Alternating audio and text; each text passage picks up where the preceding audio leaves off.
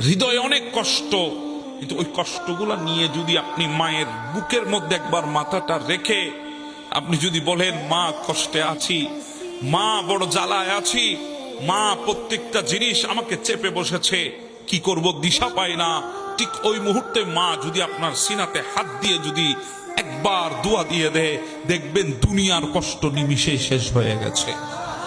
আপনি আজকে যাদেরকে বন্ধু বানিয়েছেন, যাদের তালে পড়ে মা বাবাকে ভুলে গেছেন, যাদের জন্য মা বাবাকে ছেড়ে দিয়েছেন, দেখবেন দুনিয়া আপনাকে ছেড়ে চলে যাবে যখন মুসিবত নেমে আসবে। কারণ দুনিয়ার মানুষের প্রত্যেকটা ভালোবাসার পেছনে উদ্দেশ্য থাকে, মতলব থাকে। অকারণে কেউ কাউকে ভালোবাসে না। আপনাকে কেউ যদি ভালোবাসা দেখায়, বুঝবেন কয়েকটা কারণে দেখিয়েছে।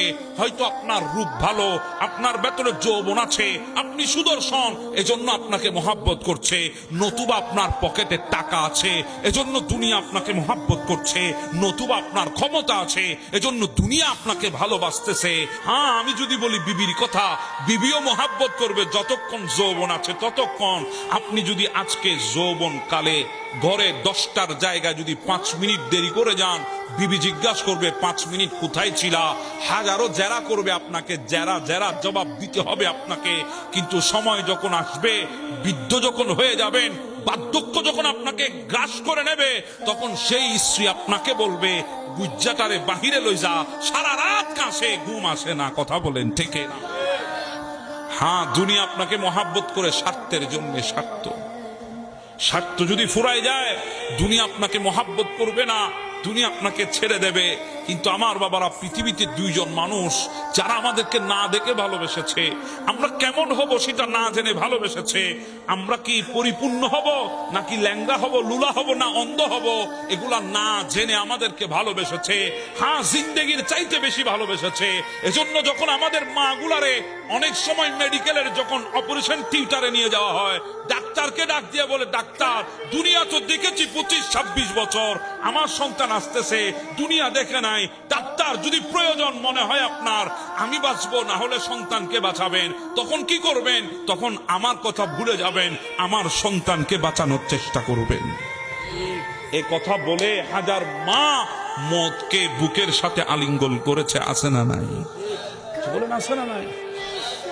কোনো কিছু না দেখে ভালোবেসেছে আমাদেরকে মা এবং বাবা। আমরা কেমন হব না জেনে ভালোবেসেছে আমাদেরকে মা এবং বাবা। আমাদের থাকলেও আমাদেরকে সন্তান বলেছে, না থাকলেও আমাদেরকে সন্তান বলেছে। কথা বলেন না ঠিক না বেঠে? কষ্ট যখন হৃদয়ে আসবে, যান না বাবার কাছে। আপনি তো আজকে বাবার কাছে যাইতে পারেন না, আপনি আজকে বাবাকে জড়িয়ে ধরতে পারেন না। আপনি যান বাবার কাছে, একবার জড়াই ধরেন, বাবা কষ্টে আছি, মুসিবতে আছি, বাবা দুনিয়ার হাত সরে যাবে। বাবার হাতটা যদি একবার কাঁধের উপর রাখে, দেখবেন দুনিয়ার সমস্ত শক্তি আপনার ভেতরে চলে এসেছে। কথা বলেন ঠিক না? সেজন্য বলছি বাবা, দুনিয়াতে আপন কেউ নাই, কেউ আপন নাই। আজকে দেখবেন আমাদের সমাজের মধ্যে অধিকাংশ সন্তানরা ডিপ্রেশনের মধ্যে ভুগতেছে, হতাশায় ভুগতেছে। তার অর্ধেক কারণ হচ্ছে মা বাবার কথা না শোনার কারণে। হাজারবার বারণ করেছে মা বাবা, এমন পথে পা বাড়াবি না যেই পথ তোর জন্য কষ্টের হবে। না শুনে পা বাড়িয়েছে, জিন্দেগিতে কষ্ট নিয়ে এখন ভুগতেছে।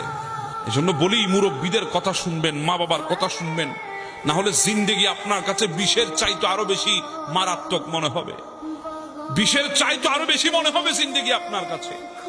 এজন্য মা বাবার মোহাব্বত, মা বাবার ভালোবাসা, মা বাবার আদেশ, মা বাবার নির্দেশ সব সন্তানের মঙ্গলের জন্য। সব সন্তানের কিসের জন্য? মঙ্গলের জন্য। এখন তো আমরা মা বাবার সাথে কোনো পরামর্শ করি না। কেন? ওই বুড়ো হয়ে গেছে, কি বুঝবে? কথা বলেন ঠিক না? বুড়ো হয়ে গেছে, কি জানবে? বুড়ো হয়ে গেছে, আমাদেরকে কি বলবে, কি নসিহত করবে? এজন্য আমরা বলি না, মা বাবার সাথে শেয়ার করি না। অথচ মা বাবার সাথে শেয়ার করলে আপনার হাজারো সমস্যার সমাধান আপনি মুহূর্তের মধ্যে পেয়ে যাবেন। কথা বলেন ঠিক না? এজন্য আমার ভাইদেরকে বলবো, মা বাবাকে কষ্ট দিয়ে দুনিয়া পাওয়া যাবে না।